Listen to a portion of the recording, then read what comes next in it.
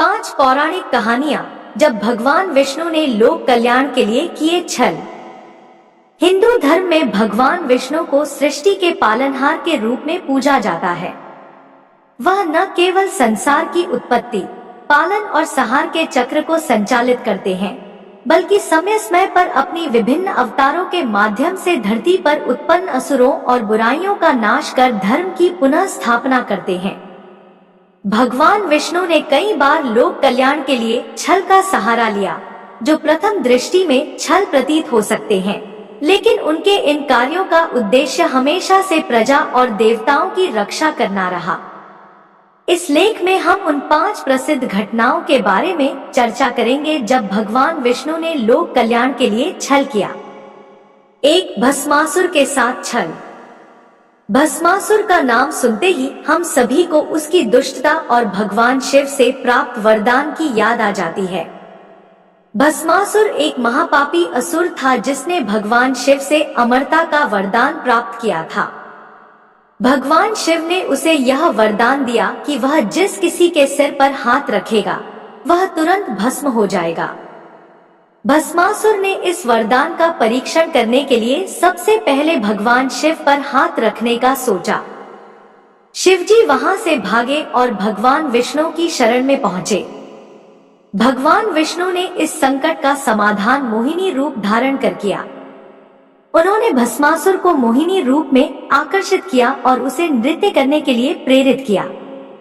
भस्मासुर, जो मोहिनी के आकर्षण में पूरी तरह से बंध चुका था, खुद के ही दिए वरदान की नकल करते हुए भगवान विष्णु के सिर पर हाथ रख दिया और वह अपने ही वरदान से भस्म हो गया।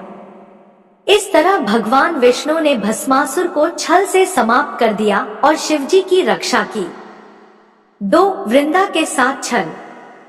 जलंधर असुर भगवान शिव के तेज से उत्पन्न हुआ था और अत्यंत शक्तिशाली था। उसका शक्ति का स्रोत उसकी पत्नी वृंदा का पतिव्रत धर्म था। जलंधर की शक्ति से देवता और महादेव भी परेशान थे। जलंधर ने देवी लक्ष्मी को छीनने की भी कोशिश की थी और महादेव से युद्ध किया था, लेकिन उसकी पत्नी के पतिव्रत धर्म के कारण महादेव उसे पराजित नहीं कर पा रहे थे। देवताओं ने योजना बनाई और भगवान विष्णु ने जलंधर के रूप में वेश बदलकर वृंदा के पास गए। वृंदा, जो भगवान विष्णु को अपने पति जलंधर के रूप में देख रही थी, ने उनसे पत्नी के धर्म का पालन करते हुए उन्हें सम्मान दिया। इस कारण वृंदा का पतिव्रत धर्म टूट गया और भगवान शिव ने जलंधर का वध कर दिया। वृंदा ने अपने सतीत्व के टूटने पर आत्मदाह कर लिया और उसकी राख से तुलसी का पौधा उत्पन्न हुआ।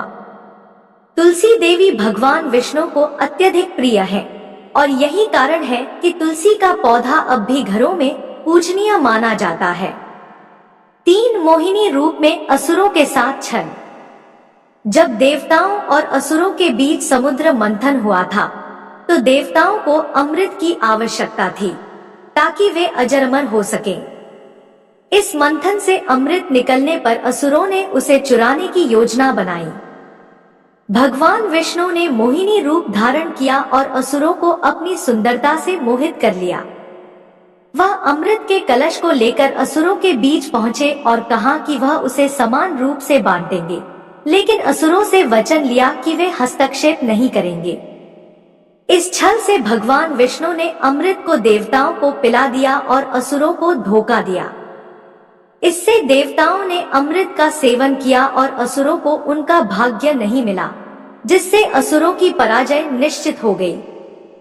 4. असुरराज बलि के साथ छल। असुरों के राजा बलि का अत्यधिक आदर और श्रद्धा भगवान विष्णु के प्रति थी, लेकिन उनका अहंकार उन्हें विनाश की ओर ले गया। बलि ने 99 यज्ञों का आयोजन किया और देवताओं को हराया। राजा बलि ने आकाश से लेकर पृथ्वी तक अपना साम्राज्य फैला लिया था। देवता उसके सामने असहाय थे और उन्होंने भगवान विष्णु से मदद की प्रार्थना की। भगवान विष्णु ने वामन अवतार लिया और राजा बलि से 3 पग भूमि का दान मांगा। बलि ने दान दिया और विष्णु ने पहला पग पृथ्वी, दूसरा पग स्वर्ग में और तीसरा पग बलि के सिर पर रखा जिससे वह रसातल में चला गया। हालांकि भगवान विष्णु ने उसे पाताल लोक का राजा बनने का वरदान दिया और वचन दिया कि वह वहां हमेशा उसके साथ रहेगा। 5. माता पार्वती के साथ छल। यह कहानी तब की है जब भगवान विष्णु ने भगवान शिव और पार्वती के निवास स्थल बद्रीनाथ को अपने लिए छीनने के लिए एक चाल चली। भगवान शिव और पार्वती यहाँ रहते थे, लेकिन भगवान विष्णु ने एक बालक का रूप धारण किया और जोर जोर से रोने लगे। माता पार्वती ने बालक की मदद करने की सोची और उसे अपने घर ले आई।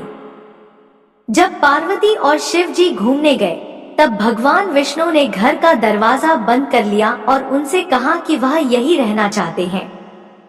पार्वती को समझ में आ गया कि यह भगवान विष्णु की लीला है और उन्होंने इस स्थान को छोड़ने का निर्णय लिया। तब से बद्रीनाथ भगवान विष्णु का स्थान बन गया और शिवजी केदारनाथ में निवास करने लगे।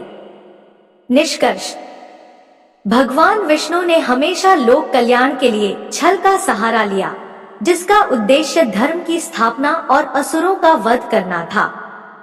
इन घटनाओं से यह भी साबित होता है कि भगवान विष्णु ने सृष्टि के संरक्षण और धर्म की रक्षा के लिए कभी भी किसी भी रूप में छल करने से संकोच नहीं किया।